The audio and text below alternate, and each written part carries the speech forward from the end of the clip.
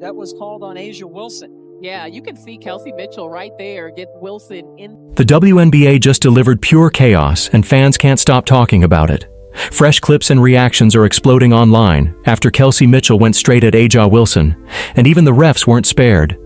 To be real, this game looked like one of the dirtiest, most blatantly rigged showdowns you'll ever watch. We're talking nonsense fouls, non-stop techs, and Indiana basically set up to fail. But here's the twist. Indiana didn't just survive, they flipped the entire story on its head. Now let's be honest, Vegas has to be sweating right now. The Aces walked into their building expecting a royal celebration. The MVP trophy? Polished and waiting. The media? Already lining up headlines. The story was written, A'ja Wilson dominating, Becky Hammon outcoaching, and referees keeping things smooth for Vegas. But instead, it all went up in flames. What we saw was a meltdown powered by arrogance, ugly mistakes, and, hands down, some of the worst officiating I've ever witnessed in a playoff stage. Talk about this really quick. One of the moments in the game that showed blatant inconsistency, right? And just showed, hey, y'all be paying attention to what y'all want to pay attention to, all right, in the WNBA. Nobody watching basketball at any level would call what happened to Kelsey Mitchell a technical. She drives hard, takes a clear hit across her body, finishes strong, and instead of the free throws she absolutely earned, she gets slapped with punishment. For what? Because the whistle only seemed to blow one direction all night. And if A'ja Wilson is on the court, it's like the entire rulebook gets rewritten. That was the story from start to finish. Indiana forced to play under one standard, Vegas gifted another.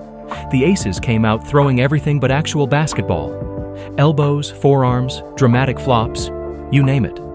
They weren't focused on winning clean. They were just trying to bully their way through. But here's the thing, Indiana never flinched. The whistles, the cheap shots, none of it fazed them. Instead, they locked in, ran their offense with precision, and made the Aces pay every single time they lost their composure. This is a part of what people are tired of, fam. Tired of the inconsistencies. And the favoritism that y'all show certain teams with certain jerseys on, man. It's crazy. They set the tone from the opening tip. No fear, no backing down from the moment the ball went up. Kelsey Mitchell went right at the bell lineup over and over, collapsing help and torching them whenever defenders sagged for a breath.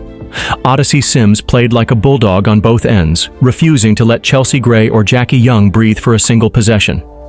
Aaliyah Boston and Brianna Turner rotated on a string, erasing easy post touches and forcing Wilson into tough fades and smothered hooks. Indiana wasn't hanging on, they were controlling tempo. Meanwhile, Vegas looked rattled. Days after talking like the real Aces, they suddenly looked like they'd lost the map. The calls they expected never came. The flops looked obvious, and rather than adjust, they unraveled.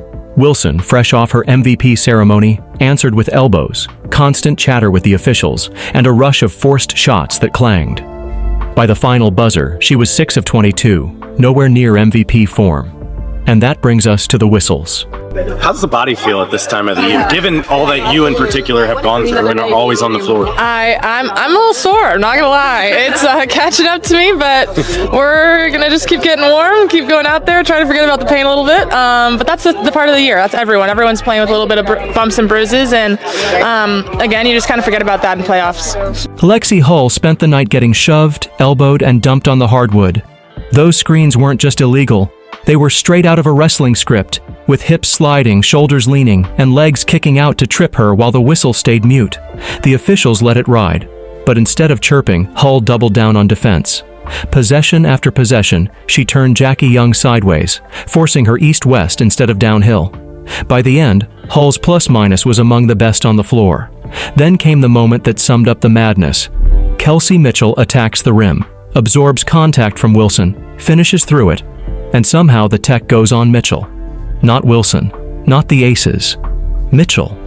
At that point, it was beyond parody. Even Vegas fans looked stunned. That wasn't officiating. It was theater, a desperate shove to tilt momentum back to the home side. But the ball doesn't lie. Vegas bricked freebies and Indiana splashed jumpers. Karma moved faster than any cover-up. Mitchell wasn't just filling it up, she was making a statement. Every bucket hushed the building. Every three turned swagger into nerves. She closed with 34 and total command. No excuses, no bailout whistles, just ruthless shot-making. Odyssey Sims matched that vibe with veteran poise, slowing the tempo when it mattered and stepping on the gas the second Vegas staggered. Natasha Howard battled like everything was on the line, shutting down second chances and muscling up bigger bodies in the paint. And Brianna Turner made Wilson earn every inch. No clean catches, no easy spins, just physical, disciplined resistance. Indiana was supposed to fold. 6 players out.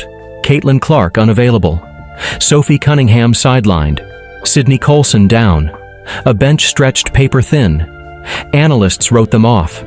Commentators called it a mismatch. Becky Hammon even promised we hadn't seen the real aces. Translation, it was supposed to be a sweep. Instead, the Fever steamrolled Vegas. The aces exposed how fragile they are when Wilson isn't dropping 40. The plan B vanished. Chelsea Gray had flashes, Jackie Young hit a few. None of it mattered because Indiana refused to crack. And when Wilson sat with foul trouble, Vegas unraveled. A one-possession game ballooned to a double-digit hole in minutes. That's not championship composure, that's dependency. Then came Hammon's post-game spin. Asked about the collapse, she shrugged it off as missed layups and missed chances. That wasn't tough love, it was lazy.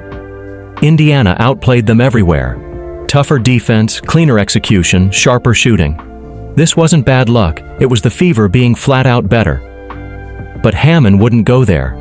She wouldn't say Boston outplayed her MVP. She wouldn't admit her vets got clamped by Hull and Sims, so she hid behind cliches.